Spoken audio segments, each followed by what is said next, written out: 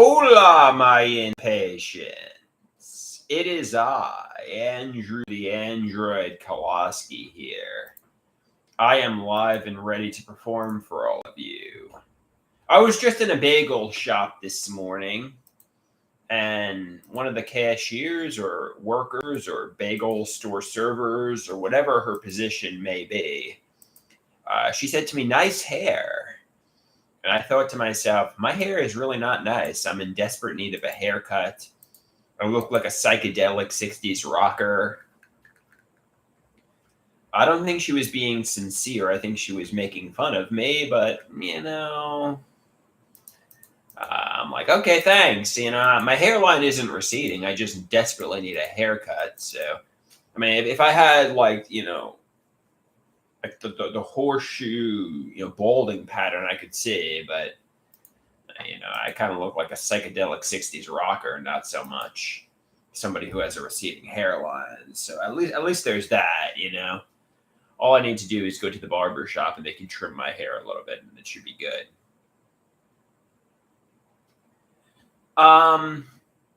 So I don't know.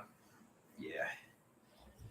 Yeah, it seems like, the fans that I used to have on this channel are dwindling and fading away, which I don't know why.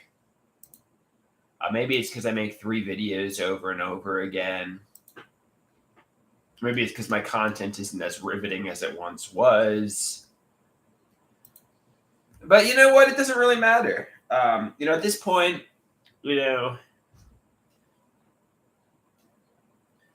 So when it comes to the, just forget it. Just toggle the switch to off.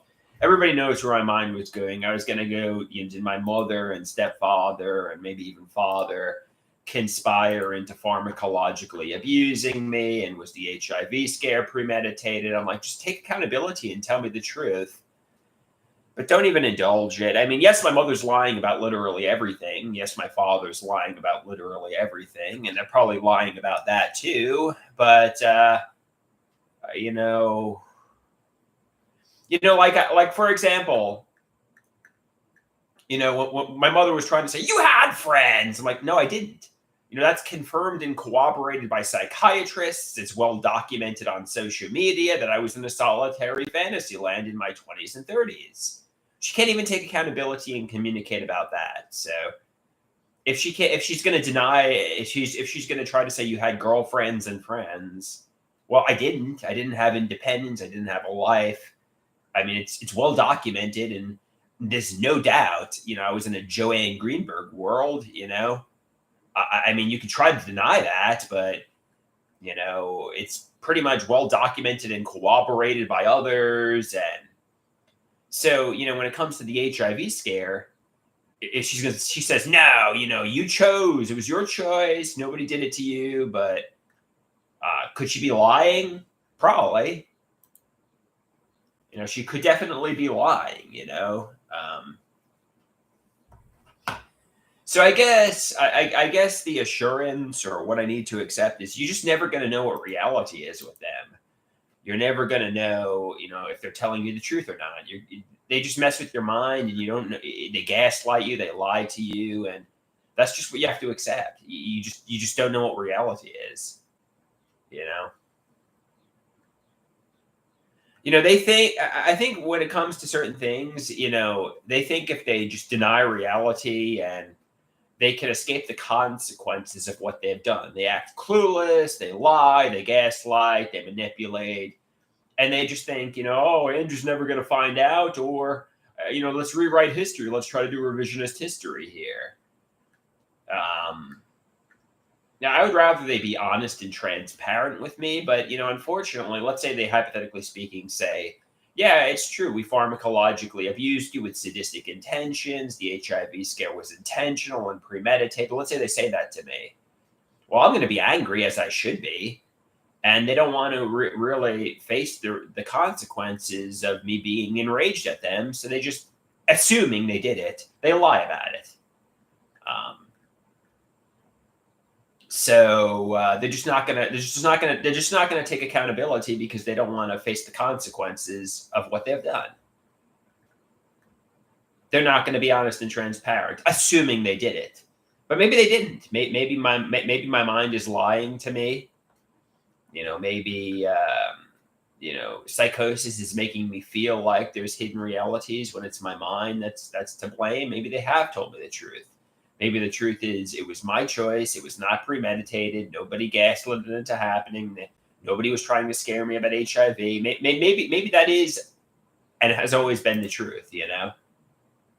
Maybe that has always been the truth here. So maybe the hidden reality or is not a hidden reality. Maybe there is a reality, but the reality is it's delusions, it's psychosis, and that's what everybody says. They say there is a there is a reality, but it's not a hidden reality. The reality is you're delusional, you're psychotic, and your mind is the chief persecutor. Your mind is lying to you. So toggle the switch to off, even if they did it to me. At first, if I feel betrayed, I feel lied to. But like pretty much, I think they went on vacations without me. I think they were lying to me about lots of things, not just the HIV scare. And unfortunately, I kind of caught them. With the HIV scare, I kind of figured it out. That they did it to me, but there's other hidden realities that I haven't really figured out yet, and they'll make me just as angry.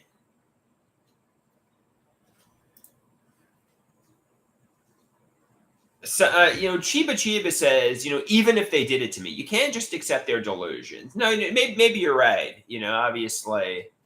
Like they say, there is a reality, but it's not a hidden reality. Maybe my parents just had good intentions the entire time, and there's no hidden realities, and it's all delusions. And toggle the emotional switch to off and flip the switch. I mean, that's a fair point. That's a fair point. Maybe nobody had nefarious intentions. That's what the psychiatrist says. That's what my psychopharmacologist says. Ultimately, how could they, how could they have, they tell me it was a delusional, nobody was trying to scare you about HIV. How could you just randomly stepped on something in New York City, and you chose to take HIV PrEP, nobody was trying to do that to you. So, when it comes to the mega regimen of psychiatric medications, was I over medicated? Yes. But Dr. Copland said the medications were necessary. He was not, and my parents, they say, they didn't have nefarious intentions either. So, was it really my choice to take those medications? Of course it wasn't. I know, Dr. Garrett said, oh, no, it's learned helplessness. You could have chosen to be homeless. You could have chosen to live in a psychiatric hospital. Your mother had rules at the household. In order to live here, you have to take the medications, which I did. But, nobody's intentions were nefarious. And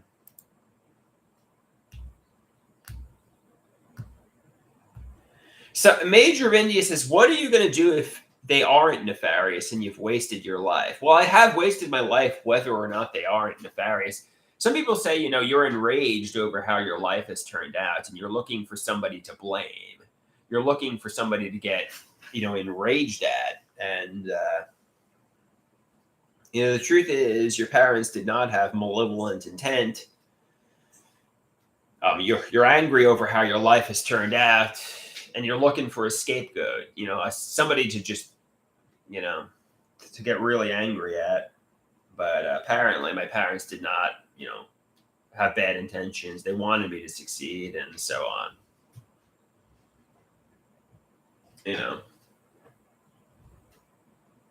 Take accountability. It was my fault. It was my choice. La la la la la la la la la la la la la. I gotta get a haircut, but I'm really lazy. I don't feel like going over. I could go to the Russian in Levittown, but unfortunately, I haven't gone to him in months. He's gonna be like, "Where have you been? You haven't been to me for a haircut in months." And I said, that's true. He's going to be like, were you cheating on me with another barber? I'll say, yes, I was. He'll be uncomfortable. So I'm kind of like reluctant to go back to him, you know? Were you cheating on me with another barber? I say, yes, I was. You know, Levittown's far away from Massapequa. The other barbershop's down the block. I say, you should be coming to me. Why weren't you coming to me? So I kind of don't want to go back there because I don't want to be interrogated for cheating on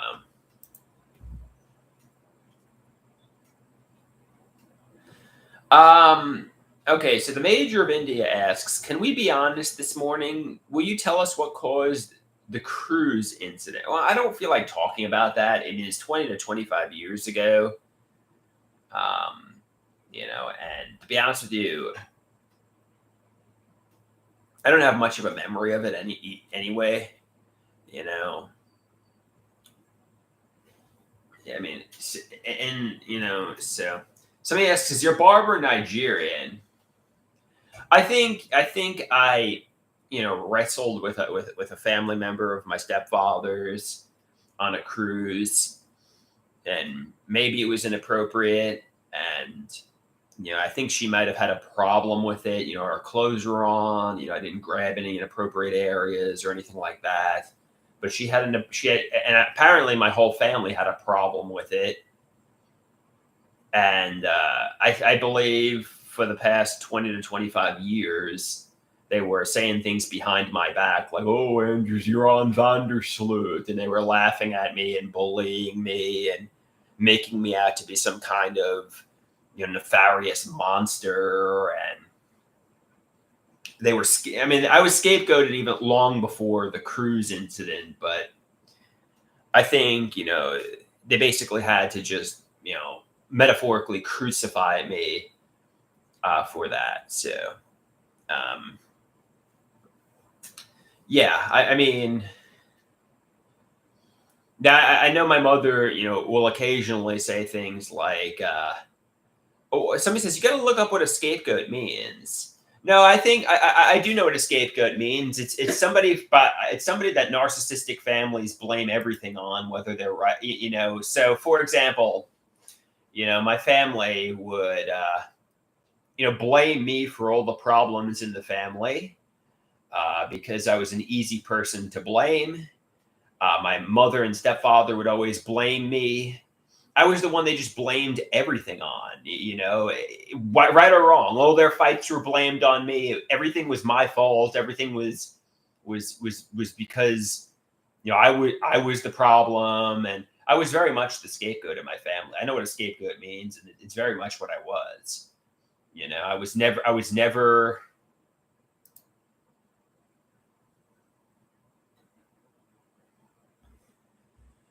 Rusty says, "Can you hit me with $6 million?" Yes. Imagine receiving a paycheck for $6 million. That would be really nice.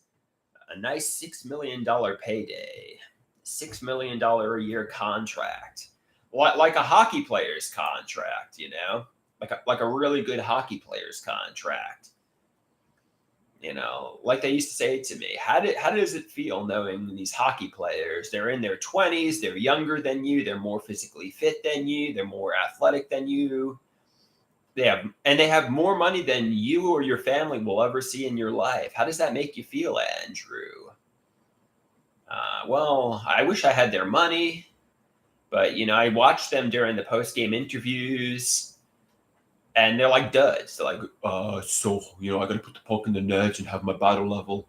So, you know, I don't really, you know, I'd rather be me than them. I feel like I can talk better. I can deliver better public speeches. But I don't know. So he says, isn't 6 million an interesting number? Yeah, that is an interesting number. What do you mean by 6 million, Rusty? I mean, you keep saying 6 million to me. Am I going to be offered a $6 million a year contract to star in a Hollywood movie? You know, what does 6 million mean? I would, you know, like right now, somebody says 6 million is just a number. Don't come to a feeling of conviction that they're saying you're going to be offered a $6 million a year Hollywood contract to star in the epic movie. It's just an idea of reference and predicate logic. I mean, right now, I have less than $1,000 to my name, probably less than $500 to my name. I've never had more than $2,000 to my name. I'm a disabled adult child. So if I'm offered $6 million, I'd be like, oh, yeah, I'm taking this contract. And I realize there's hockey players that are getting paid $10 million a year and so on, but $6 million is pretty good.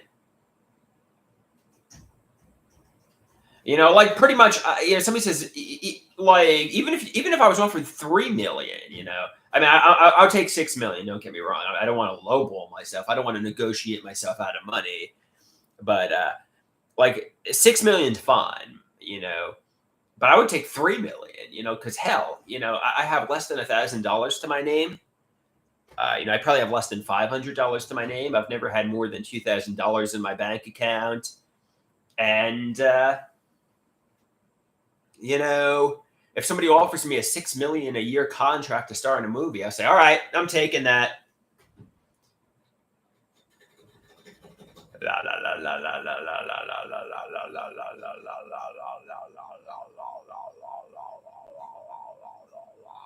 What does 6 million mean, Rusty? What is the significance of 6 million? All right, I gotta go. I gotta go to my social worker. So, all right, peace out, my impatience. Thanks for watching, and I'll talk to you all again soon. Adios.